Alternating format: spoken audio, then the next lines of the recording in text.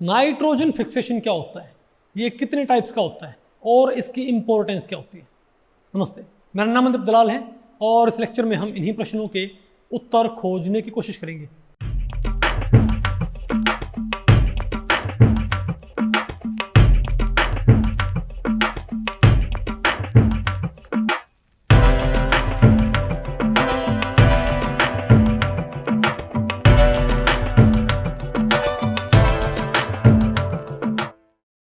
तो भाई अब बताओ मैं क्या पढ़ना है, नाइट्रोजन फिक्सेशन। तो भाई इस टॉपिक को हमने टोटल 4 सेक्शंस में डिवाइड किया है। पहले हम क्या पढ़ेंगे, डेफिनेशन ऑफ नाइट्रोजन फिक्सेशन, फिर हम क्या पढ़ेंगे, इन विट्रो और एबायोलॉजिकल नाइट्रोजन फिक्सेशन, फिर आपने क्या पढ़ना है, इन वीवो और बायोलॉजिकल नाइट्रोजन फिक्सेशन, और लास्ट में हम क्या पढ़ेंगे, नाइट्रोजन साइकिल। ठीक है, तो पहले बताओ हम क्या पढ़ते हैं, डेफिनेशन ऑफ नाइट्रोजन फिक्सेशन, कि भाई नाइट्रोजन फिक्सेशन होता क्या है। तो भाई अगर मैं इसको ब्रॉड सेंस में बोल लूँ तो ब्रॉड डेफिनेशन तो ये बोलती है conversion of dinitrogen in any other compound. तो भाई नाइट्रोजन फिक्सेशन की ब्रॉड डेफिनेशन क्या होती है, conversion of dinitrogen in any other compound is called as nitrogen fixation. मतलब आप N2 को आप N2 के किसी भी कंपाउंड में कन्वर्ट कर दो, चाहे N2O5 में, चाहे NO2 में, चाहे अमोनिया में, इसका आप कुछ बनाओ, कोई दिक्कत नहीं है। ओके, तो क्या होगा, लेकिन इसकी जो नैरो डेफिनेशन होती है वो तो क्या होती है, conversion of N2 into ammonia. क्या, conversion of N2 into ammonia. आपने जो डाइनाइट्रोजन है उसको आपने किस में कन्वर्ट कर देना है, अमोनिया में। तो यूजुअली भाई, लेकिन ये डेफिनेशन इतना भाई क्या बोलते हैं, इतना भाई इंपॉर्टेंट नहीं है। आप ये मानो एक भाई ये भी होती है, एक ये भी होता है N2 फिक्सेशन, क्योंकि N2 यूजेबल नहीं होती। क्यों भाई, आप ये बताओ, जो प्लांट्स हैं उनको ग्रो करने के लिए क्या रिक्वायर्ड होता है, प्लांट की ग्रोथ के लिए क्या रिक्वायर्ड होता है भाई। देखो हम तो अपना खाना खुद नहीं बनाते भाई, आपको हम तो खाना बनाते हैं भाई, अरे हम अपना खाना नहीं बनाते, पता होगा ना आपको इस चीज़ का। ठीक है, तो मैं ये कह रहा हूँ कि जो प्लांट्स हैं, हम तो प्लांट्स के ऊपर बेस्ड हैं, सॉरी, हम तो हमारा जो फूड है भाई, हम प्लांट पे बेस्ड नहीं है, समझो। लेकिन हमारा जो फूड है वो तो क्या भाई, बताओ वो तो क्या है भाई, प्लांट के ऊपर बेस्ड। प्लांट्स के, अरे भाई हम क्या खाते हैं भाई, गेहूँ चावल, इजंट इट, दाल, ये सब क्या भाई कहाँ से आता है, ये प्लांट से नहीं आता क्या, इजंट इट। तो प्लांट तो भाई हमको तो अब हमारी बॉडी में बल्क न्यूट्रिएंट्स कौन से होते हैं बताओ, मतलब बल्क एलिमेंट कौन से होते हैं, कार्बन, हाइड्रोजन और नाइट्रोजन, कार्बन, हाइड्रोजन और नाइट्रोजन। तो हम भाई काफ़ी हद तक जो हाइड्रोजन और क्या है हाइड्रोजन और कार्बन, वो नहीं, हाइड्रोजन और ऑक्सीजन, वो तो हम फिर भी कहाँ से ले लेते हैं, वाटर से। किससे भाई, वाटर से। लेकिन जो हमारी बॉडी में क्या कार्बन कंटेंट, भाई हमारी बॉडी में क्या प्रोटीन, फैट नहीं होता क्या, मसल्स नहीं होते क्या, तो उनमें क्या होता है, बहुत सारा क्या होता है, कार्बन कंटेंट। तो वो कहाँ से आता है, प्लांट से। हम जो प्लांट्स खाते हैं ना, उनसे हम क्या लेते हैं, कार्बन कंटेंट। ऐसा नहीं कि भाई आप ग्रेफाइट के बुड़के मार रहे हो कार्बन कंटेंट पूरा करने के लिए अपनी बॉडी का, बात आपको पहले पड़ी। लेकिन सवाल ये उठता है कि प्लांट्स में वो कंटेंट कहाँ से आता है।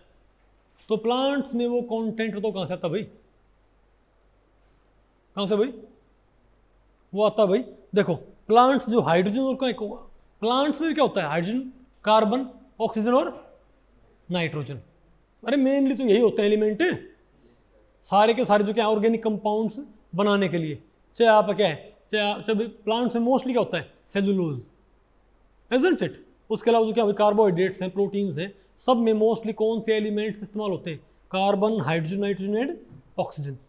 तो प्लांट्स भाई क्या करते हैं, कार्बन और ऑक्सीजन और हाइड्रोजन वो इजीली हासिल कर सकते हैं। कैसे भाई, पानी से उन्हें क्या मिल जाएगा, हाइड्रोजन, और भाई वाटर में क्या होता है, H और O दोनों होते होंगे, इजंट इट। और कार्बन वो कहाँ से हासिल कर, कार्बन वो कहाँ से हासिल कर लेते हैं, कार्बन डाई ऑक्साइड से। तो कार्बन भी आ गया, हाइड्रोजन भी आ गया और ऑक्सीजन भी आ गया, बचा क्या, नाइट्रोजन। अब आप कहोगे दिक्कत क्या है, एनवायरनमेंट में जैसे CO2 होती है, जैसे भाई प्लांट CO2 में से क्या ले सकते हैं, CO2 एब्जॉर्ब करके उसके कार्बन को कार्बोहाइड्रेट्स में कन्वर्ट कर सकते हैं। तो वो एनवायरनमेंट से N2 लेके उसे क्या करेंगे, अमीनो एसिड, बोलो भाई, जो डिफरेंट्स के कार्बोहाइड्रेट्स हैं, प्रोटीन हैं, फैटी एसिड, उनको तैयार कर सकते हैं? नहीं। प्लांट्स N2 को एब्जॉर्ब नहीं कर सकते। N2 क्या होती है, नॉन यूजेबल। ठीक है, तो एक मैं आपको बताऊं डेफिनेशन ये भी होती है इसकी नाइट्रोजन फिक्सेशन की, कि भाई conversion of unusable nitrogen into usable one. समझे बात भाई? इसलिए क्या बोलते हैं भाई, क्योंकि N2 को प्लांट्स एब्जॉर्ब तो नहीं कर सकते भाई। क्यों? क्योंकि N2 को भैया तोड़ नहीं सकते भाई। यहां पर N क्या होता है, ट्रिपल बॉन्ड। N यहां पर क्या होता है भाई, ट्रिपल बॉन्ड। तो इसको भाई यूज करना क्या है, बोलो भाई, इम्पॉसिबल, क्योंकि वो बॉन्ड भाई टूटे ही ना। इसको तोड़ के ही तो भाई क्या करेगा, इसकी नाइट्रोजन एटम की केमिकल फॉर्म को चेंज किया जाएगा। अरे भाई कोई भी है, कार्बोहाइड्रेट है, या भाई आपका क्या फैटी एसिड है, या कोई अमीनो एसिड, उसको बनाने के लिए, इजंट इट। लेकिन अगर हम मान लिया हमारे पास क्या भाई, अगर ये बॉन्ड ही ना टूटे भाई, तो ये क्या है, प्लांट्स के लिए क्या, ये एक तरह से यूजलेस। समझ गए बात? तो एक भाई नाइट्रोजन फिक्सेशन इसको ही बोलते हैं कि तो क्या हो जाए हमारे पास, बोलो भाई, कि क्या मिल जाए, ये कि अनयूजेबल नाइट्रोजन। और वो भाई कौन सी होती है, डाई नाइट्रोजन। पता होगा ना आपको भाई, डाई नाइट्रोजन क्या होती है भाई, अनयूजेबल। तो इस अनयूजेबल नाइट्रोजन को किस में कन्वर्जन, यूजेबल नाइट्रोजन में। चाहे वो क्या हो आपके, अमोनिया हो, चाहे क्या बताओ भाई वो नाइट्रेट्स हो, नहीं है क्या आपको, कोई भी कंपाउंड नाइट्रोजन का, क्योंकि ऑलमोस्ट बाकी सभी कंपाउंड्स को इस्तेमाल किया जा सकता है। प्लांट्स उनको एब्जॉर्ब करके और उनकी नाइट्रोजन की केमिकल फॉर्म चेंज करके अपनी ग्रोथ में इस्तेमाल कर सकते हैं। इसीलिए क्या होता है भाई, आप बताओ, आप कभी खेत में भाई, प्लांट्स को तो कार्बन चाहिए, लेकिन आप कभी खेत में भाई कार्बन का फर्टिलाइजर डालते हो कभी? नहीं। क्यों? कार्बन जो चाहिए उसे वो कहां से ले लेगा, एनवायरमेंट से भाई। लेकिन एनवायरमेंट में N2 को यूज नहीं कर पाता, इसीलिए में क्या करना पड़ता है, बताओ भाई, यूरिया खाद हमको डालना पड़ता है। पता होगा ना कोई, यूरिया, DAP ना, डाइमोनियम फॉस्फेट, ताकि फॉस्फोरस पे क्या है भाई, नाइट्रोजन भी आ जाए, क्योंकि नाइट्रोजन कंटेंट क्या होता है, लिमिटेड। समझ गए बात कि नहीं आपको? तो मेरे ख्याल से सारी डेफिनेशन आपको मालूम पड़ेगी। सबसे नैरो डेफिनेशन क्या होती है, transformation of N2 into ammonia. इससे बेटर डेफिनेशन कौन सी होती है, transformation of N2 into any other product, sorry any other compound. Transformation of conversion of di nitrogen into any other compound is called as nitrogen fixation. और या फिर हम क्या बोल सकते हैं, conversion of unusable nitrogen into usable one, वो भी क्या होता है, नाइट्रोजन फिक्सेशन। और भाई आप देखो, नाइट्रोजन फिक्सेशन ना हो ना, तो भाई अर्थ फिलहाल जितनी पॉपुलेशन सस्टेन कर रही है ना, जितनी पॉपुलेशन को भाई सपोर्ट कर रही है अर्थ, हमारी अर्थ इतनी पॉपुलेशन को सपोर्ट नहीं कर सकती थी भाई, अगर हमारे पास क्या होते भाई, ये फर्टिलाइजर्स, इजंट इट। एक नहीं बोलते सब कुछ यूरिया का हो गया, यूरिया मैंने एक बोलते भाई, यूरिया से इंसान को यूरिया से नुकसान नहीं होता क्या भाई? अरे बोलते नहीं जैसे भाई वो, अरे फ्रिज को ओपन करते हैं कि सारी गैस निकल गई, अरे भाई वो गैस नहीं होती, वो उसमें जो, अरे थर्मोडायनेमिक्स आपको पता, आपको तो, लेकिन उसमें से नहीं वो वेपर से निकलती लगती हैं, तो लगता है यही गैस थी और यही क्या होगी, निकल गई। तो वैसे ही क्या है कि यूरिया से क्या है बहुत ज़्यादा भाई, यूरिया तो हमारी बॉडी में बनता है, इजंट इट भाई। यूरिन में क्या होता है भाई, यूरिया, इजंट इट। तो यूरिया हमारी बॉडी में बनता है, यूरिया से हमको नुकसान नहीं होता भाई। यूरिया एक नेचुरल कंपाउंड है जिसको हमारी बॉडी आसानी से बैलेंस कर सकती है। और भाई जो यूरिया को आप खेत में डालते हो, वो यूरिया हमारी बॉडी में नहीं आता, क्या एज इट इज यूरिया का, वो यूरिया क्या बन के आता है, जो हमको चाहिए भाई, कार्बोहाइड्रेट, प्रोटीन। नहीं समझे बात? तो खेत में यूरिया समझे नहीं आप, यूरिया खा रहे हो, बात आपको पहले पड़ी। लेकिन आजकल नहीं, हर एक बात क्या बोल देते हैं कि हर चीज में क्या आ गया भाई। वास्तव में कहने का मतलब क्या होता है कि जो नहीं है, पेस्टिसाइड्स हैं क्या, अरे भाई जो क्या होती हैं, अरे जो एक खरपतवार होती हैं जिनको मारने के लिए भाई आप जो दवाइयाँ डालते हो, वो दवाइयाँ क्या नहीं होती, डिग्रेड, वो क्या होती है, कई कार्सिनोजेनिक और भाई नुकसानदायक, बात आपको पहले पड़ रही है, वो हार्मफुल होती है। यूरिया हार्मफुल नहीं होता, किसी बोल मत दियो यूरिया से नुकसान होता है। अगर यूरिया डिस्कवर ना होता ना, तो धरती पे अकाल से बहुत सारे लोग वैसे आज यूरिया क्या हो जाए, आज गवर्नमेंट, आज दुनिया सारी यूरिया का प्रोडक्शन क्या कर दे भाई, बंद कर दे। कोरोना से बुरा हाल हो जाएगा दुनिया का, अपना बताओ, इतने सारे लोग मर जाएंगे अपना बताओ, क्योंकि इतनी जो ग्रोथ है इतने भाई, जहाँ पर 1 एकड़ में थोड़े बहुत गेहूँ निकलते थे, पता होगा ना आपको भाई, अब वहाँ पर भाई 60 मन 70 मन निकलाते हैं, उस वो कैसे पॉसिबल है, समझो। क्योंकि हम भाई, क्योंकि जो प्लांट्स हैं वो हाइड्रोजन ऑक्सीजन तो कहाँ से ले लेते हैं, एयर से, और भाई हाइड्रोजन ऑक्सीजन और कार्बन कहाँ से ले लेते हैं, एयर से और सॉइल से, पानी से भाई, और नाइट्रोजन उसको हम भाई बाहर से प्रोवाइड कर देते हैं, उसकी भाई खूब क्या होती है, ग्रोथ। नहीं बात आपको पहले पड़ी क्या? ओके, तो भाई आपको हो गया फिर भाई ये डाई नाइट्रोजन, तो मेरे ख्याल से आपको भाई डेफिनेशन आपको मालूम पड़ेगी ना नाइट्रोजन फिक्सेशन की, नहीं मालूम पड़ी? तो अब आप मुझे बताओ भाई कि जो ये डाई नाइट्रोजन है ये अनयूजेबल क्यों है? वाई इज इट अनयूजेबल भाई? क्योंकि इसका क्या है, ये एन ट्रिपल बॉन्ड क्या है, बहुत मजबूत। तो आप कहोगे क्या भाई ये थर्मोडायनेमिकली स्टेबल है? नहीं। अगर आप थर्मोडायनेमिकली क्या बनाओगे N2 से, बोलो भाई, तो आप क्या बनाते हो उससे, अमोनिया। तो N2 की एनर्जी क्या होती है ज़्यादा, और अमोनिया की एनर्जी क्या होती है, कम होती है थर्मोडायनेमिकली, जहाँ तक मुझे याद हो भाई। लेकिन क्योंकि ट्रिपल बॉन्ड है तो ये बैरियर क्या होता है, बहुत ज़्यादा। तो हम क्या बोलते हैं कि डाई नाइट्रोजन वास्तव में क्या है, थर्मोडायनेमिकली अनस्टेबल नहीं इतना, बोलो भाई, मतलब थर्मोडायनेमिकली स्टेबल नहीं है, वास्तव में क्या है ये कार्बन कार्बन ट्रिपल बॉन्ड की वजह से क्या है ये, बताओ कैसे कैसे स्टेबल है ये भाई, कार्बन कार्बन ट्रिपल बॉन्ड की वजह से ये कैसे स्टेबल है, काइनेटिकली क्या है स्टेबल, क्योंकि यहाँ पर बैरियर इतना हाई है कि इस बॉन्ड को तोड़ना क्या हो जाता है, बहुत मुश्किल। नहीं है ना आपको ये? ओके, तो भाई अब हम देखते हैं, तो मेरे ख्याल से आपको मालूम पड़ गया ना ये, देखो ये क्या है N2, ये क्या है अमोनिया, एक एक्टिवेशन एनर्जी भी काफ़ी हाई होती है। ओके, अब आप बताओ भाई कि नाइट्रोजन फिक्सेशन कितने टाइप्स का होता है? भाई ये होता है 2 टाइप्स का, एक होता है बायोलॉजिकली, क्या होता है एबायोलॉजिकल, ठीक है। तो क्या होगा भाई, एबायोलॉजिकल क्या होगा, बायोलॉजिकल। पहले हम क्या पढ़ेंगे, आपको हो गया भाई बायो इनऑर्गेनिक केमिस्ट्री है, तो हमको एबायोलॉजिकल क्यों पढ़ने की जरूरत है भाई, क्योंकि एबायोलॉजिकल से आपको बायोलॉजिकल फंक्शन समझने में हेल्प मिलती है। समझे बात, कि जब शुरुआत में जो एबायोलॉजिकल क्या है नाइट्रोजन फिक्सेशन, समझे बात, वो किया गया था, फिर उससे जो बायोलॉजिकल क्या होता है नाइट्रोजन फिक्सेशन, उसके मैकेनिज्म को समझने में हेल्प मिलती है।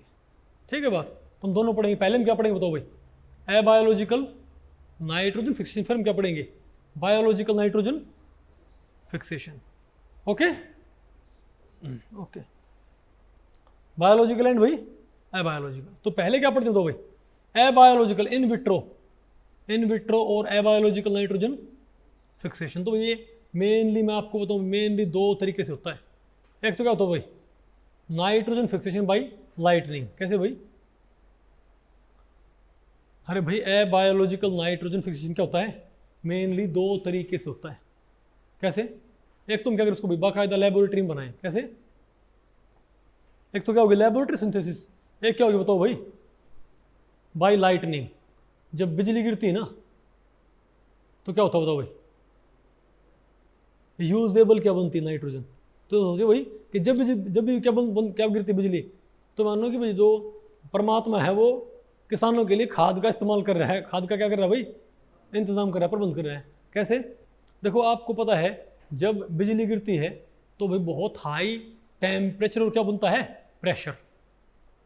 अब एयर में होती क्या है डाई नाइट्रोजन, तो वो भाई बिजली का जो एक तरह से एनर्जी है वो N2N ट्रिपल बॉन्ड को तोड़ देती है, और उससे क्या बनते हैं बताओ भाई NOx, क्या बनते हैं NOx, यानी कि नाइट्रोजन ऑक्साइड्स। क्या बनते हैं, नाइट्रोजन के ऑक्साइड्स बनते हैं एयर के, हवा के अंदर। तो जब भी क्या गिरती बिजली आ नहीं है, ये मैं सोचो बिजली हमारे पर, सोचो ओहो क्या बन रही है भाई, यूजेबल नाइट्रोजन बनने लग रही है, वो बन रही, बात आपको पहले पड़ी। तो जो यूजेबल नाइट्रोजन है फिर ये रिएक्ट करती है भाई, अब बारिश तो होती है ना, ये बारिश में फिर क्या करती है रिएक्ट, पानी के साथ, और क्या बनाती है HNO2 और HNO3। भाई ये फिर क्या बनाती है HNO2, अरे वही नाइट्रस और नाइट्रिक एसिड्स। फिर वो पानी में मिलकर कहाँ गिरते हैं, ज़मीन पे, और वो नाइट्रस और भाई नाइट्रिक जो नाइट्रेट्स हैं, अरे बोलो भाई, ये बात आपको पहले पड़ी, तो क्या बात भाई HNO3 में क्या नाइट्रेट आयन नहीं क्या, वो सारी फिर कहाँ पहुँच जाती हैं, ज़मीन के अंदर। यानी ज़मीन में अगर भाई, ज़मीन में एयर तो होती है ना, लेकिन एयर में क्या होती है N2, एयर में जो क्या है, ज़मीन में एयर होती क्या, आपको ज़मीन में एयर कहाँ होती है भाई, ज़मीन में एयर होती है, आपको ना पता हो तो।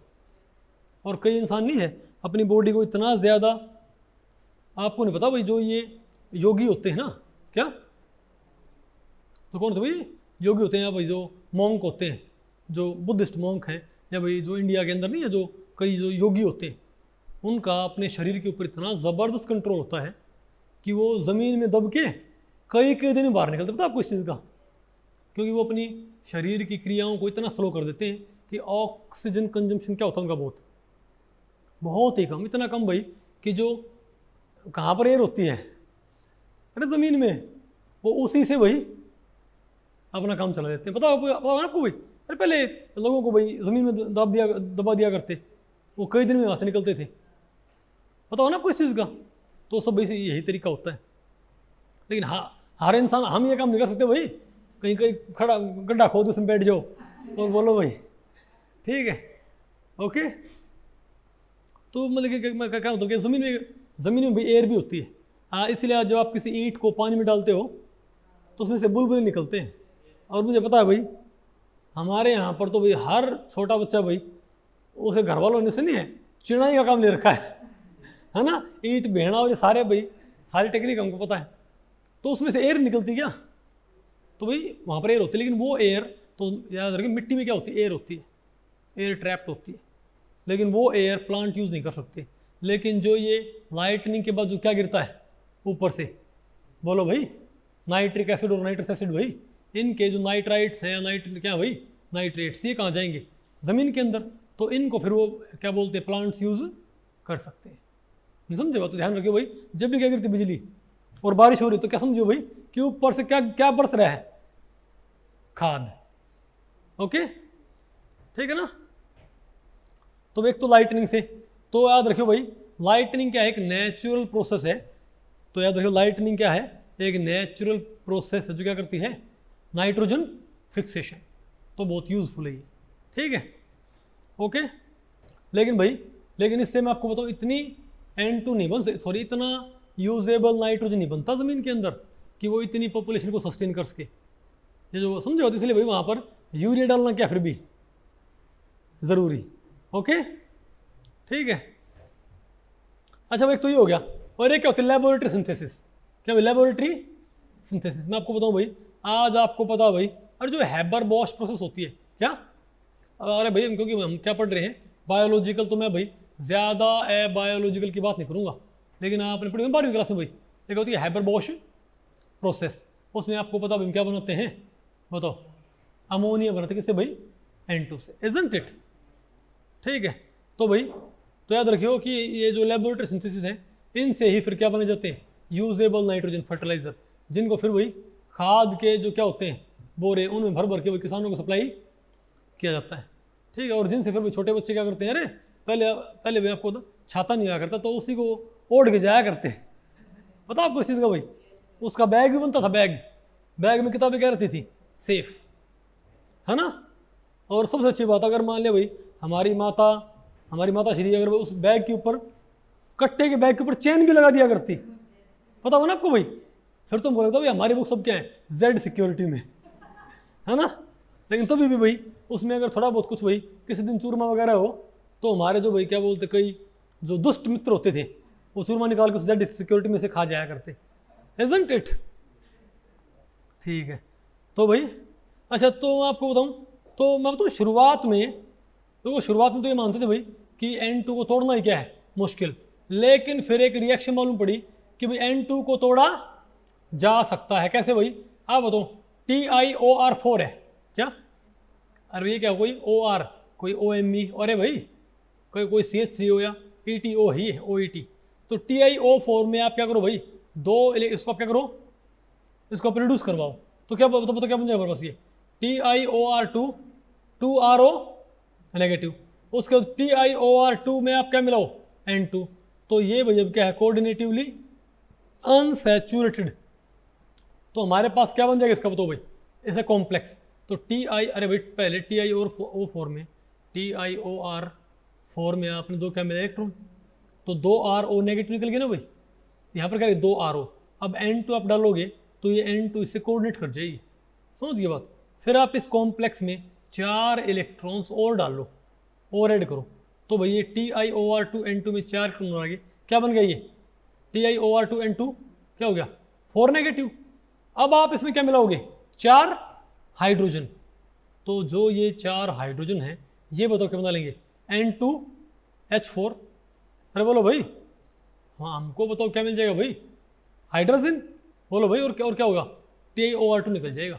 तो ऐसे भाई शुरुआत में पता लगा कि हाँ भाई जो क्या है इनऑर्गेनिक रिएक्शंस हैं, इनऑर्गेनिक रिएक्शंस के जरिए N2 को फिक्स किया, फिक्स जैसे खराब हो रखी हो N2 है ना, बोलो भाई इसको फिक्स किया जा सकता है, ठीक है, नहीं आ गया आपको। और बाद में भाई कुछ मोलिब्डेनम कॉम्प्लेक्स हैं, उनसे जब क्या किया गया लेबोरेटरी में N2 फिक्सेशन, तो मोलिब्डेनम कॉम्प्लेक्सेस ने हेल्प की बायोलॉजिकल N2 फिक्सेशन को समझने में, ओके ठीक है भाई। अब बताओ हम क्या पढ़ते हैं इन वीवो और बायोलॉजिकल N2 फिक्सेशन। तो अब हम पढ़ते हैं इन वीवो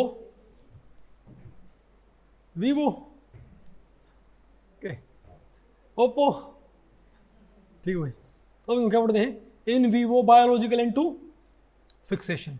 देखो आपको बताऊं भाई, अब एक होता है बायोलॉजिकल N2 फिक्सेशन, वो बताओ कैसे होता है कि वहां पर आप कुछ भाई बैक्टीरिया होते हैं, पता होगा ना आपको, जो फलीदार पौधे होते हैं भाई जिनमें अरे फली बनती हैं लेगुमिनस प्लांट्स, उनकी फलियों में वो तो क्या होते हैं, सॉरी उनकी जड़ों में क्या होते हैं कुछ बैक्टीरिया, अरे वे एग्जिस्ट करते हैं, पता होगा ना आपको।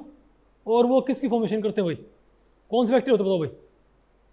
अरे भाई आपको पता होगा ना, जब हमने मान लिया एक बार गेहूँ बो दिया, तो गेहूँ बोने के बाद भाई हम कहते हैं कि अगली बार भाई अगर मान लिया गेहूँ कमज़ोर हो रहे हैं ना बार गेहूँ की फसल बोने से, तो उसमें क्या बोलते हैं पता आपको, ऐसी फसल इसमें क्या हो भाई फली आती हो, जैसे सरसों होती है, क्या, क्योंकि जो लेगुमिनस प्लांट्स होते हैं उनकी जड़ों में कुछ बैक्टीरिया होते हैं, ठीक है। अरे भाई जैसे एजोबैक्टर है, राइजोबियम है, पता होगा ना आपको भाई। ये बताओ ये क्या बताओ क्या करते हैं, ये भाई एक कॉम्प्लेक्स होता है नाइट्रोजनेज कॉम्प्लेक्स, क्या नाइट्रोजनेज कॉम्प्लेक्स, उसके जरिए बताओ क्या करते हैं ये, बोलो भाई N2 को, मतलब बात ये है, मतलब खैर अरे भाई वो तो, अरे और भी कई मैंने आपको बताया है नाइट्रोजनेज एंजाइम मैंने आपको बताया है, लेकिन वो कुछ और एंजाइम रखते हैं, ठीक है। वो मोस्टली क्या करते हैं, वो N2 को किस में कन्वर्ट करते हैं, नाइट्रेट्स में, किसमें भाई नाइट्रेट्स में, यानी कि भाई वो जो बैक्टीरिया हैं वो कुछ एंजाइम्स के जरिए जो एनवायरनमेंट में N2 होते हैं किस में कन्वर्ट कर देते हैं, नाइट्रेट्स में या दूसरे कंपाउंड्स में, जिनको फिर अगली बारी गेहूं की फसल इस्तेमाल कर सकती है, समझे बात। और देखो ये भी एक तरीका होता है, मैं आपको बताऊँ, कोई बात दिखाऊँ ना, एक जो भाई किसान नहीं जो ये फसल जलाते होते हैं भाई, ठीक है, गवर्नमेंट ही भाई, इससे गवर्नमेंट ही परेशान है और भाई किसान भी इससे परेशान है, क्यों भाई किसान को, क्योंकि उसको खेत खाली करना होता है, किसान को भाई खेत खाली करना होता है, और भाई गवर्नमेंट कहती है कि पोल्यूशन कर दिया, पता होगा ना आपको इस चीज़ का। तो इसमें भाई एक सही रास्ता ये होगा कि गवर्नमेंट इस बात के ऊपर रिसर्च करे, कुछ ऐसे भाई इतनी सारी हमारी लेबोरेटरीज हैं CSIR की, वहाँ पर ये बोले भाई कोई ऐसा केमिकल डेवलप करो जो कि हार्मफुल भी ना हो इंसानों के लिए, और जिसको भाई छिड़कने के बाद जो क्या होता है पराली होती है उसका डेग्रेडेशन क्या हो जाए, फास्ट हो जाए, क्या हो जाए भाई फास्ट। क्योंकि भाई आप ध्यान रखो कि जो पराली होती है उसमें जो क्या होता है, उसमें आपने ऑलरेडी जो आपने खाद आपने डाला था, जो आपने ऑलरेडी खाद डाला था भाई, वो उसमें यूजेबल नाइट्रोजन में कन्वर्ट हो रखा है, नहीं समझे बात। तो उसको वापस जलाने के बाद तो वापस कहाँ कन्वर्ट होगी, वो N2 के अंदर कहाँ पहुँच गई, राम में, इजंट इट भाई। वो क्या अच्छा हो अगर उस पराली को हम गला के वापस कहाँ एक तरह से जज्ब करवा दें ज़मीन के अंदर, तो क्या उससे भाई धरती की उपजाऊ शक्ति नहीं बढ़ेगी क्या? हमको यूरिया भाई कम ऐड नहीं करना पड़ेगा क्या, नहीं समझे बात। तो बेटर तरीका क्या हो भाई, इसीलिए आपको पता होगा ना, एक गांव में भाई एक फसल होती जंतर, क्या जंतर मंतर नहीं, किसको पता जंतर, नहीं तो पता है, आप खेती करते हो, ओके आपको पता है, और किसको पता है भाई? हाँ, तो जंतर को बो के उसको वापस जोत देते हैं, हम इसको क्या बोलते हैं, बा देना, समझे भाई। ओके, तो उसको वापस भाई बा देते हैं, उससे तो फिर क्या होता है, तो वो जंतर के उसमें क्या होता है भाई, वो भाई क्या होता है, फलीदार पौधे होते हैं और वो बहुत बड़ा बड़ा हो जाता है भाई, तो उससे धरती के अंदर नाइट्रोजन कंटेंट क्या होता है, बहुत बढ़ जाता है, इजंट इट।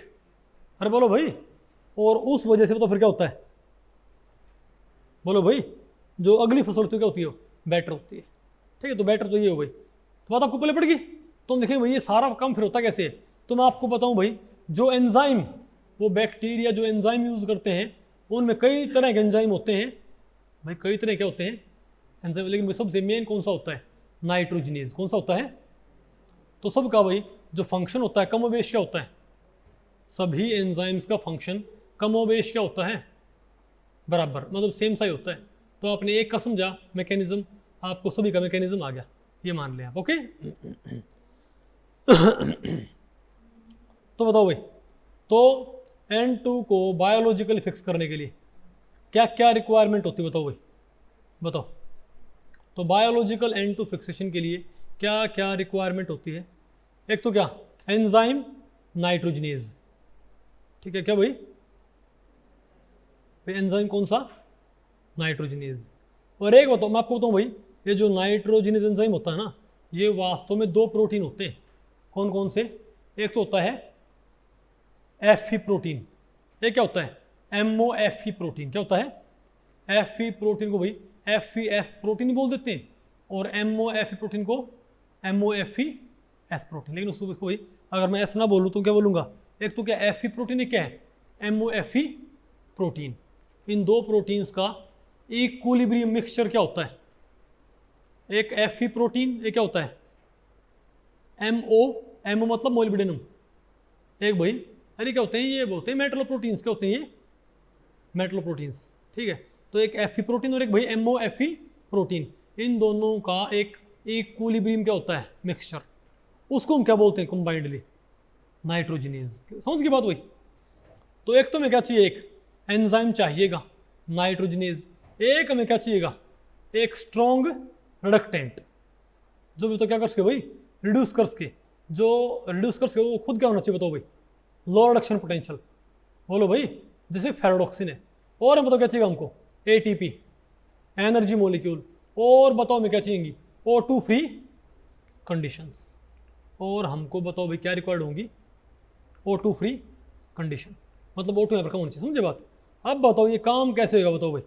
अच्छा मैं आपको बताऊँ भाई, जो नाइट्रोजनेज एंजाइम होता है, क्या भाई नाइट्रोजनेज एंजाइम होता है, इसमें आपको बताऊँ भाई, एक तो क्या होता है वैनिडियम नाइट्रोजनेज, क्या होता है, ये 3 टाइप के होते हैं, वैनिडियम नाइट्रो, क्या होता है आयरन नाइट्रोजनेज, क्या कौन सा होता है भाई, मोलिब्डेनम नाइट्रोजनेज। इनमें सबसे बेटर कौन सा होता है, बताओ भाई, सबसे एफिशिएंट नाइट्रोजनेज एंजाइम कौन सा होता है, मोलिब्डेनम नाइट्रोजनेज। नहीं आ गया आपको, तो हम इसी को पढ़ेंगे, बताओ भाई।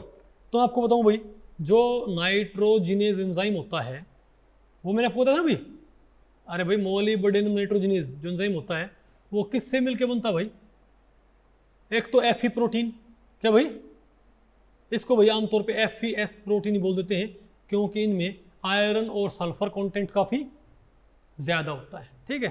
तो क्या भाई Fe प्रोटीन, एक क्या हो गया MOFE प्रोटीन।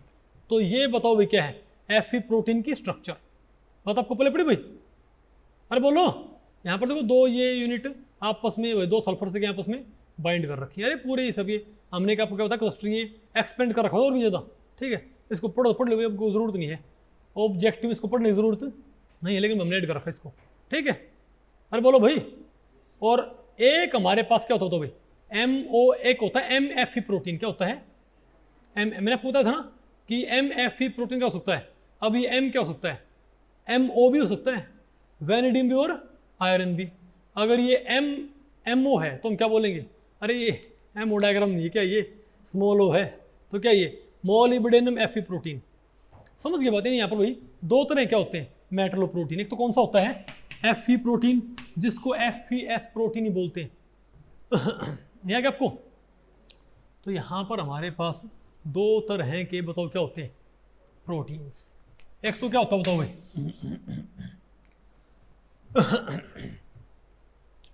एक तो हमारे पास क्या होगा बताओ भाई, अरे मैं इसकी पूरी स्ट्रक्चर, एक तो हमारे पास तो क्या होगा भाई बताओ, अरे भाई एक तो हमारे पास क्या बताओ, मैं वैसे ही बोल रहा हूँ कुछ भी, ठीक है। ये बताओ क्या हमारे पास Fe प्रोटीन, क्या ये, और ये बताओ हमारे पास क्या है, अरे नहीं पर तो मैं ये बोल दूं भाई, ये बताओ हमारे पास क्या है Fe प्रोटीन, और ये बताओ हमारे पास क्या बताओ भाई MOFE प्रोटीन, ठीक है भाई। मैंने इनको नजदीक को बनाया है, ये पूरा क्या है Fe प्रोटीन, MOFE प्रोटीन, ठीक है बात। और ये भाई क्योंकि आपस में क्या होते हैं इक्विलिब्रियम में, तो इनको आपको नजदीक बनाना पड़ेगा, इजंट इट, नहीं है क्या आपको। तो ये क्या हुआ, ये भाई ये क्या आपको पता होगा ना, यहाँ पर ये वेनेडियम भी आ सकता है या खुद आयरन भी आ सकता है, इजंट इट, ठीक है। तो भाई अब बताओ क्या हो भाई, और भाई मोलर मास MOFE प्रोटीन क्या होता है, देखो भाई कितना ज़्यादा मास है, इजंट इट 2,20,000, ओके। अब बताओ भाई, तो ये बताओ भाई किसकी स्ट्रक्चर होती है MOFE प्रोटीन में क्लस्टर की, ठीक है बात। पढ़ दो इसको, पढ़ लो भाई, आपकी मर्जी है। अब बताओ इसका फंक्शन कैसे होता है इसका, अब इसका फंक्शन कैसे होता है इसका,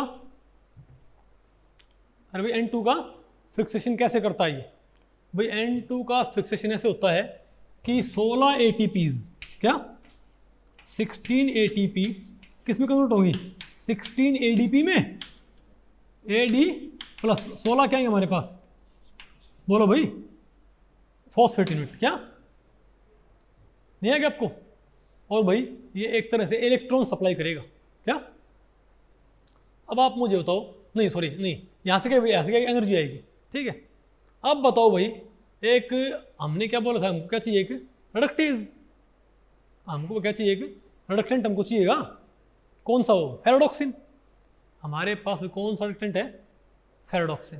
तो मान लिया हमारे पास जो फेरोडॉक्सिन होगा, ठीक है, तो फेरोडॉक्सिन बताओ हमारे पास क्या है रिड्यूस्ड फॉर्म में, तो फेरोडॉक्सिन खुद क्या हो जाएगा, हमारे पास फेरोडॉक्सिन किसमें भाई रिड्यूस्ड फॉर्म में, तो फेरोडॉक्सिन खुद क्या हो जाएगा ऑक्सीडाइज, फेरोडॉक्सिन खुद क्या हो जाएगा ऑक्सीडाइज। नहीं समझे बात भाई क्या, अरे बोलो भाई फेरोडॉक्सिन रिड्यूस्ड, फेरोडॉक्सिन ऑक्सीडाइज, तो इसने इलेक्ट्रॉन किसको ट्रांसफर कर दिए, बोलो भाई Fe प्रोटीन को, इसको भाई Fe प्रोटीन को इसने क्या कर दिया भाई, इलेक्ट्रॉन्स ट्रांसफर कर दिया किसने, फेरोडॉक्सिन ने, क्योंकि फेरोडॉक्सिन खुद क्या है रिड्यूस्ड, तो ये क्या हो जाएगा बताओ भाई, क्या हो जाएगा ये ऑक्सीडाइज्ड, और अपने इलेक्ट्रॉन किसको दे देगा, बोलो भाई Fe प्रोटीन को। ये क्या है Fe प्रोटीन क्लस्टर है, समझे बात। अब जो Fe प्रोटीन होगा क्या होगा, Fe प्रोटीन वो बताओ क्या है ऑक्सीडाइज्ड, अरे बोलो भाई, तो Fe प्रोटीन तो क्या हो जाएगा रिड्यूस्ड। अब Fe प्रोटीन बताओ क्या हो जाएगा रिड्यूस्ड। अब ये रिड्यूस्ड Fe प्रोटीन तो किसमें कन्वर्ट हो जाएगा, Fe नहीं है क्या आपको भाई, अरे भाई ये Fe प्रोटीन क्या है रिड्यूस्ड है ना। अब ये अपने इलेक्ट्रॉन किसको ट्रांसफर कर दिया बताओ भाई, FeS प्रोटीन को, किसको, नहीं समझे बात, यानी कि फेरोडॉक्सिन तो इलेक्ट्रॉन किसको देगा बताओ, अरे भाई फेरोडॉक्सिन तो इलेक्ट्रॉन किसको प्रोवाइड करेगा बताओ, Fe प्रोटीन को, और खुद क्या हो जाएगा ऑक्सीडाइज, तो हमारे पास Fe प्रोटीन क्या हो जाएगा, रिड्यूस। समझे बात। अब ये Fe प्रोटीन खुद क्या हो जाएगा बताओ भाई, ऑक्सीडाइज, और अपने इलेक्ट्रॉन किसको ट्रांसफर कर दे बताओ भाई, FeS प्रोटीन को। यानी ये अपने इलेक्ट्रॉन भाई, यानी ये इलेक्ट्रॉन देगा इसको और ये देगा इसको भाई इसको, Fe। समझे बात भाई। अब ये जो FeS प्रोटीन है, ये अब ये बताओ क्या हो जाएगा हमारे पास, ये रिड्यूस्ड, ये क्या है, ऑक्सीडाइज्ड। अब FeS प्रोटीन क्या हो जाएगा, रिड्यूस्ड। अरे बोलो भाई, अब ये भी क्या हो जाएगा बताओ भाई, ऑक्सीडाइज्ड। क्या हो जाएगा ये, FeS क्या हो जाएगा, सॉरी MOFE, नहीं MOF था, MOFE नहीं आ गया आपको। ये क्या हो जाएगा भाई, ऑक्सीडाइज। ये कैसे भाई आपको हो गए, क्योंकि अब यहां पर, यहां से कौन आएगा बताओ भाई, H2, कौन आएगा यहां से, N2, यहां से कौन आएगा भाई, N2 plus 2H plus 2 electrons, 2 कहां से आए, यहां से। मतलब N2 क्या करेगी भाई, अरे भाई N2 बताओ क्या करेगी, H2 क्या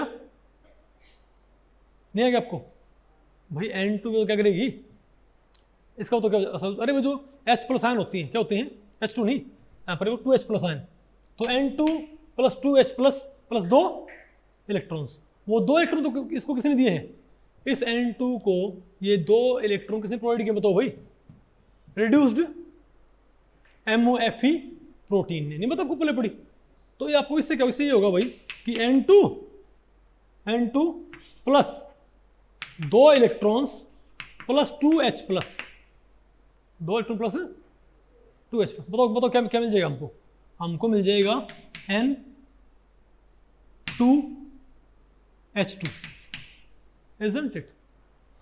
हमें बताओ भाई क्या मिल जाएगा, N2H2 नहीं है क्या आपको, अरे बोलो भाई हमको नहीं मिल जाएगा कि N double bond N H और H, ठीक है। अब फिर से क्या होगा भाई, फिर से फेरोडॉक्सिन इलेक्ट्रॉन किसको प्रोवाइड करेगा, फेरोडॉक्सिन इलेक्ट्रॉन किसको प्रोवाइड करेगा, Fe प्रोटीन को, और खुद क्या हो जाएगा, ऑक्सीडाइज। अब ये जो हमारे पास क्या Fe प्रोटीन, ये क्या हो जाएगा, रिड्यूस्ड। अब ये इलेक्ट्रॉन देके किसको, FeS को, और खुद क्या हो जाएगा, ऑक्सीडाइज। समझे बात। अब ये रिड्यूस हो गया। अब ये बताओ फिर से, इसके पास 2 इलेक्ट्रॉन और रखें, अब ये इनका बताओ क्या करेगा भाई, बताओ। तो पहले स्टेप में बताओ क्या होगा हमारे पास, तो बताओ भाई पहले स्टेप में क्या हो हमारे पास, हम क्या बोलेंगे कि N2 plus 2H plus 2 electrons क्या बन गया था, बोलो भाई N2H2। अब बताओ क्या होगा भाई, अब बताओ क्या होगा, अब फिर से क्या होगा भाई, 2 इलेक्ट्रॉन क्या होंगे, फिर से आएंगे हमारे पास, और 2 प्रोटॉन, फिर से 2 प्रोटॉन प्लस 2 इलेक्ट्रॉन, सब बताओ क्या जाएगा हमारे पास, ये बोलो भाई NH और H क्या बन गया, हाइड्रोजन। क्या बन गया भाई, हाइड्रोजन। अब बताओ फिर से क्या होगा, फिर से फेरोडॉक्सिन क्या हो जाएगा, ऑक्सीडाइज, इलेक्ट्रॉन किसको देके, Fe प्रोटीन को, और Fe प्रोटीन क्या हो जाएगा, रिड्यूस। फिर Fe प्रोटीन क्या होगा भाई, Fe प्रोटीन MOFE प्रोटीन को, MOFE, अरे भाई यहाँ पर इसको लिखता हूँ, ये क्या है, MOFE प्रोटीन रिड्यूस्ड, MOFE, और ये बताओ क्या है, ये क्या हमारे पास है, MOFE प्रोटीन ऑक्सीडाइज्ड। नहीं आएगा आपको, तो ये फिर भाई इलेक्ट्रॉन देके इसको खुद क्या हो जाएगा, ऑक्सीडाइज। नहीं आएगा आपको, अरे बोलो भाई। अब बताओ फिर क्या है हमारे पास, तो ये जो बताओ हमारे पास क्या है, अब ये MOFE जो प्रोटीन है रिड्यूस्ड भाई, ये इलेक्ट्रॉन अब किसको सप्लाई कर दो, अब हमारे पास क्या बन चुका है, हाइड्रोजन बन चुका है ना। अब फिर से कहेंगे 2H प्लस में क्या आएगा हमारे पास, 2H प्लस में क्या आएगी, 2 और भी इलेक्ट्रॉन्स, क्या बन जाएगा हमारे पास, ये 2NH3। अरे भाई NH2 था ये, 2 प्रोटॉन हो रहा है, तो क्या बन गया हमारे पास, 2NH3, 2 मोल क्या बन गया हमारे पास, अमोनिया। नहीं आएगा आपको, अरे बोलो भाई। तो इस तरीके से बताओ फाइनली में क्या मिल जाएगा, अमोनिया।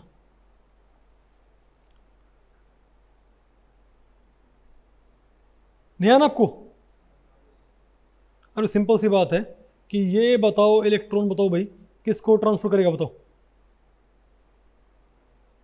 बोलो भाई, बताओ ये इलेक्ट्रॉन किसको ट्रांसफर करेगा, बताओ। और मैं आपको बताऊं भाई, वास्तव में यहाँ पर क्या आते हैं 8 प्रोटॉन्स, कहते हैं मतलब यहाँ पर 8 प्रोटॉन्स आएंगे यहाँ पर। तो क्या होगा, हमको तो क्या मिलेगा, तो वास्तव में जो N2 होगी ना, N2 प्लस क्या आएगा हमारे पास भाई, वास्तव में हमारे पास जो क्या आएगी N2 plus 8H plus 8 electrons. तो क्या बनेगा मेरे पास, ये 2 मोल तो क्या बनेगा अमोनिया, प्लस 1 मोल क्या बन जाएगा डाई हाइड्रोजन।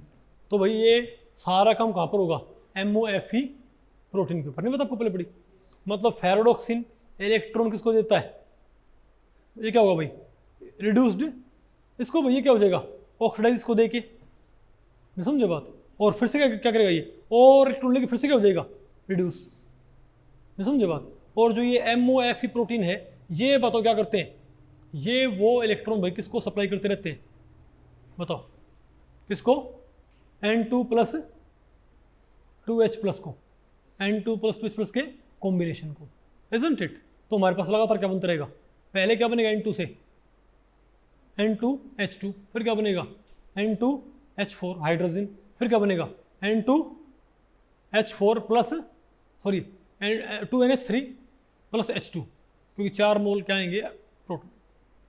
नहीं आएगा आपको भाई। तो ये बताओ क्या हमारे पास आ गई नहीं आपको ये। अब बताओ हम क्या पढ़ते हैं, नाइट्रोजन साइकिल। ठीक है, अब हम पढ़ते हैं नाइट्रोजन साइकिल। साइकिल पता है,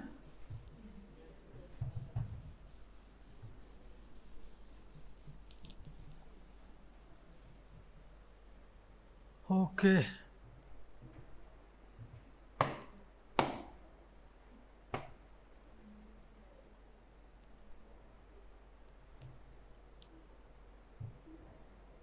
ओके, अब हम पढ़ते हैं नाइट्रोजन साइकिल।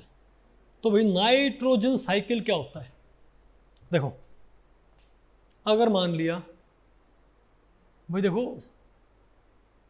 एनवायरमेंट से जो क्या होती है नाइट्रोजन, वो वापस क्या होती है भाई, जो लाइफ को सस्टेन करने के लिए नाइट्रोजन साइकिल क्या है भाई बहुत ज़रूरी है। इसमें होता क्या है, देखो एनवायरमेंट में क्या होती है N2 होती है ना, तो वो N2 कैसे बायोलॉजिकली चाहे अबायोलॉजिकली किस में फिक्स होती है भाई, एनवायरमेंट में होती है N2 होती है, वो क्या होती है अनयूजेबल होती है ना। तो वो अपने मेरे ख्याल से नाइट्रोजन साइकिल इतना इंपॉर्टेंट होता है कि मेरे ख्याल से भाई 5वीं क्लास में आता है आई थिंक, है ना, नाइट्रोजन चक्र 6 में, लेकिन होता है जहाँ तक मुझे याद होता ही, इजंट इट। तो इसमें होता है आप तो वैसे क्या बोलता है कि भाई अरे भाई ये जहाँ से आई थी ना वहीं चली गई नाइट्रोजन, कैसे एनवायरनमेंट में क्या मान लिया डाई नाइट्रोजन, जो यूजेबल हालांकि नहीं है, लेकिन लाइटनिंग के ज़रिए या भाई केमिकल रिएक्शंस के ज़रिए या फिर भाई हम क्या बोलें बायोलॉजिकली या अबायोलॉजिकली, भाई बताओ क्या हो जाएगा, वो N2 पार्शियली किस में कन्वर्ट हो जाए, तो भाई तो आपके दिमाग में आएगा कि भाई अगर N2 लगातार क्या हो रही है एनवायरनमेंट से कंज्यूम हो रही, कहाँ पर ज़मीन में आ रही है, तो फिर तो भाई क्योंकि बिजली तो काफ़ी सालों से गिर रही है भाई, अरबों खरबों सालों से बिजली गिर रही है, तो अब तक भाई एनवायरनमेंट की सारी N2 मम क्यों नहीं होगी बताओ भाई, ख़त्म क्यों नहीं हो सारी N2, कहाँ कोई नहीं बैठ गई बताओ ज़मीन के अंदर। ठीक है, अभी भी जो कंटेंट है नाइट्रोजन वो कितना है उतना ही रहता है, वो बदलता नहीं। ऐसा क्यों होता भाई, क्योंकि N2 का एक साइकिल होता है। कैसे, जब भाई जब नाइट्रोजन क्या होता है फिक्स होती है, यूजेबल नाइट्रोजन में कन्वर्ट होती है, तो ज़मीन पे आएगी ना वो, लेकिन भाई ज़मीन पे क्या होता है वापस, अब ऐसे बैक्टीरिया भी होते हैं जिसको वापस क्या करते हैं बताओ भाई, मैं आपको जस्ट इसका बेसिक आइडिया दूँ, आपको बेसिक आइडिया, तो जो इसको वापस क्या करते हैं बताओ, जब कोई जानवर मर जाता है तो उसकी जब बॉडी है, जो डेड बॉडी है वो जो सड़ती है, तो उसमें से क्या, तो उसमें से कई सारे बैक्टीरिया से भाई वापस किस में कन्वर्ट कर देते बताओ भाई N2 में, सारे भाई बाकी कंपाउंड में कन्वर्ट ना होती, काफ़ी N2 काफ़ी भाई किस में ऐसे बैक्टीरिया भी होते हैं जो उसको किस में कन्वर्ट करते हैं, N2 में, वापस कहाँ पहुँचती वो। और या फिर भाई नहीं पता आपको पहले पड़ी क्या, या भाई जब आग लगती है तब भी तो क्या होता है हमारे पास भाई, तब भी क्या होता है, जो भी क्या होता है नाइट्रोजन कंटेंट वो किस में कन्वर्ट हो जाता है बताओ, N2 में। देखो इंसान भी, हम जब भैया रे हम जब इंसान को जलाते हैं भाई तो हम नाइट्रोजन साइकिल को पूरा करते हैं, पता होगा ना आपको भाई, यहाँ पर उठा के फूंक देते, पता होगा ना आपको भाई कि साथ उसमें भाई जो उसमें जो एलिमेंट थे सब अपने क्या हो गए, एनवायरनमेंट में मिल गए। कार्बन कहाँ चला गया, carbon dioxide, isn't it. और भाई जो हाइड्रोजन कॉन्टेंट वो कहाँ पहुँच गया, वाटर वेपर बन के निकल गया इंसान में से, इजंट इट। तो देखा है तो भाई इंसान बाद में एनवायरनमेंट में जिंदा, मतलब कॉन्शियसनेस नहीं, लेकिन भाई एलिमेंट तो जो हमारे एलिमेंट थे बॉडी में वो सारे उसमें प्रेजेंट रहते हैं। खैर भाई हालांकि भाई नहीं बात आपको पहले पड़ी क्या, ओके। तो ध्यान रखियो भाई, तो वापस ऐसे बैक्टीरिया होते हैं जिसको वापस क्या करते रहते हैं, N2 में कन्वर्ट। तो भाई बहुत सारी प्रोसेस ऐसी होती हैं, जैसे भाई आग लगना होती है, अरे जैसे भाई जंगल में आग लगती है, उससे वापस उन प्लांट्स में जो क्या नाइट्रोजन वो किस में कन्वर्ट होती है बताओ, N2 में जल के भाई, ठीक है। या जो भाई पराली जलाते हैं उसको वापस हम किस में कन्वर्ट कर देते हैं, डाई नाइट्रोजन में, इजंट इट। और भाई कई और जो बाकी जब कोई फसल खराब होती है या भाई कोई एनिमल जो मर जाते हैं, ठीक है, तो उनकी डेड बॉडी में कई बैक्टीरिया उसको वापस किस में कन्वर्ट करते हैं। तो N2 जहाँ से आई थी ना, बिजली गिर के जो वापस कहाँ पर आई थी भाई ज़मीन पे, वापस कहाँ चलेगी वो, काफ़ी हद तक। तो एक साइकिल चलता रहता है क्या भाई, मैंने आपको बहुत बेसिक बताया, आपने पढ़ रखा हुआ ये, नहीं समझे बात। तो एनवायरमेंट तो भाई एनवायरमेंट से N2 आती भी रहती है और कंपाउंड की फॉर्म में, और उसमें वापस जाती भी रहती है। तो ऐसे भाई नाइट्रोजन चक्र पूरा हुआ रहता है, ओके, नहीं समझे बात भाई। देखो ऊपर क्या थी N2 का क्या बन गया भाई, नाइट्रेट्स। क्या बन गया, नाइट्रेट्स। नाइट्रेट्स कहाँ आ गए, जमीन में आ गए भाई, ठीक है। जमीन फिर उसको भी किसने खा लिया, बोलो भाई, प्लांट्स ने कंज्यूम कर लिया। प्लांट्स को फिर किसने खा लिया, बोलो भाई, हमने खा लिया प्लांट्स को, इजंट इट। अरे बोलो भाई, या भाई प्लांट्स को मानो भाई किसी जानवर ने खा लिया, जब वो जानवर मरता है तो वापस उसकी बॉडी क्या हो जाएगी बताओ भाई, डिकम्पोज, और उसमें कई बैक्टीरिया से वापस किसमें कन्वर्ट कर देंगे, डाई नाइट्रोजन। लेकिन भाई सारा नहीं होता, इसीलिए हम क्या बोलते हैं, इसीलिए फसल को गलाने में फिर भी क्या होता है, काफ़ी सारा नाइट्रोजन कंटेंट ज़मीन में रह जाएगा, उससे उसकी फर्टिलिटी बढ़ती है। नहीं आना आपको ये। तो भाई इस लेक्चर में इतना ही। अगर इस लेक्चर के बारे में आपके कुछ प्रश्न या सुझाव हैं तो आप मुझे नीचे कमेंट सेक्शन में पूछ सकते हैं, मैं उनके उत्तर देने की पूरी कोशिश करूँगा। तो भाई ठीक है, मिलते हैं अगले लेक्चर में, तब तक के लिए नमस्ते।